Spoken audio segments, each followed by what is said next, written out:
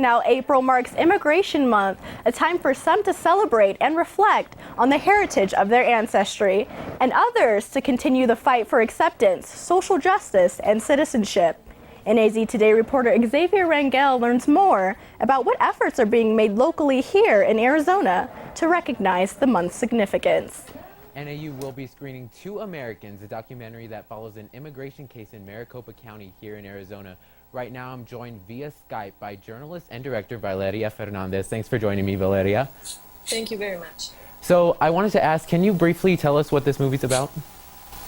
Well, I mean, this is the story of two different layers of the very controversial immigration debate in Arizona. One of them is Maricopa County Sheriff Xavier, who has a name nationally for going after undocumented immigrants. And the other character in the documentary, her name is Figueroa. She is a U.S. citizen, the daughter of Mexican immigrants that struggles to keep her parents from being deported after they are arrested at their workplace.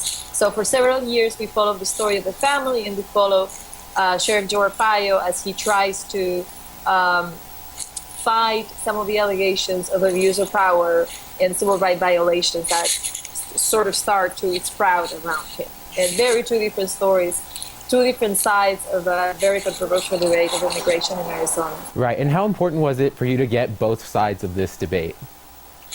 Well, I mean, it's extremely important, and most interesting is the debate. I mean, it's the difference between the two sides, because you have the politician perspective, the person that's trying to get reelected, that's, making his career on the issue of illegal immigration, and then you have the on-the-ground point of view of the families, the immigrants, and these are mixed status families. So you have U.S. citizens and documented immigrants, and you can see how complex the issue is. I mean, there's more than two sides, most definitely, but I think this contrast provides a lot of food for thought for the audiences, whether you are a supporter of the sheriff, whether you're somebody that is very pro-immigrant.